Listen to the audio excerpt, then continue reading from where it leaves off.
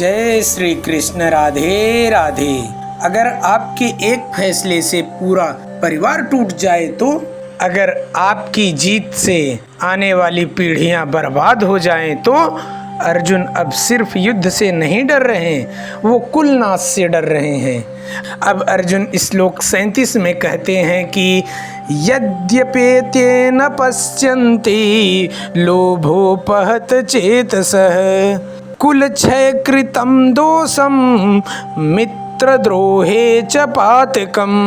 और श्लोक 38 में कहते हैं कि कथम न ज्ञेयस्माभिः पापादस्मात् त्रिवर्तितुं कुल क्षय कृतं दोषम प्रपश्यद्धि जनार्दन। इसका अर्थ है कि हे जनार्दन, यद्यपि लोभ से अभिभूत चित्त वाले ये लोग अपने परिवार को मारने या अपने मित्रों से द्रोह करने में कोई दोष नहीं देखते, किंतु हम लोग जो परिवार के विनष्ट करने में अपराध देख सकते हैं, ऐसे पाप कर्मों में क्यों प्रवृत्त हों। इसका मतलब अर्जुन कह रहे हैं कि हम तो समझते हैं कि परिवार का विनाश पाप है, फिर हम जानबूझकर ऐसा पाप क्यों करें। अब अर्जुन युद्ध को जो है अपने व्यक्तिगत स्तर से ऊपर ले गए हैं। पहले वो कह रहे थे कि अपने ही मर जाएंगे तो ऐसा राज्य लेकर हम क्या करेंगे। अब वो कह रहे हैं कि पूरा वंश खत्म हो जाएगा।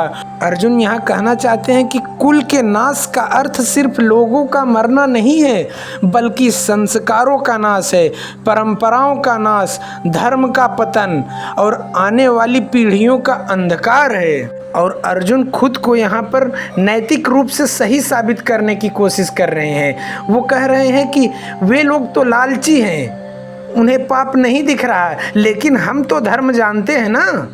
यहाँ सबटेल ईगो भी छिपा है।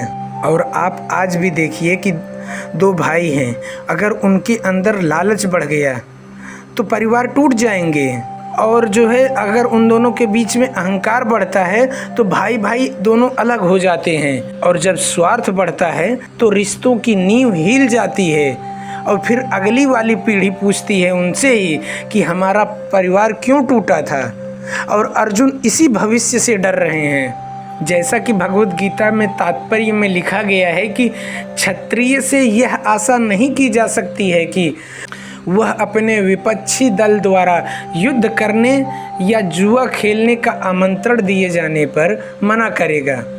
ऐसी अनिवार्यता में अर्जुन लड़ने से नकार नहीं सकता है, क्योंकि उसको दुर्योधन के दल ने उसे ललकारा था अर्जुन को, और क्षत्रिय धर्म के अनुसार उसे लड़ना चाहिए।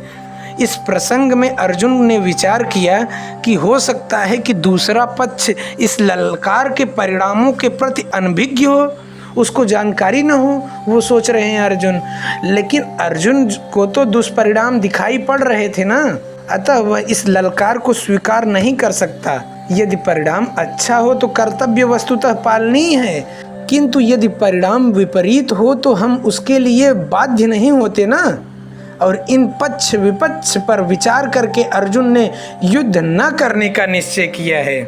लेकिन अब एक प्रश्न है, क्या अर्जुन सच में धर्म की रक्षा कर रहे हैं या वो अपने कर्तव्य से भाग रहे हैं। कृष्ण आगे बताएंगे, कभी कभी धर्म की रक्षा के लिए अधर्म के विरुद्ध खड़ा होना ही पड़ता है। और आप बताइए कि क्या परिवार बचाने के नाम पर अन्याय सह लेना चाहिए या फिर क्या शांति के लिए सत्य को छोड़ देना चाहिए।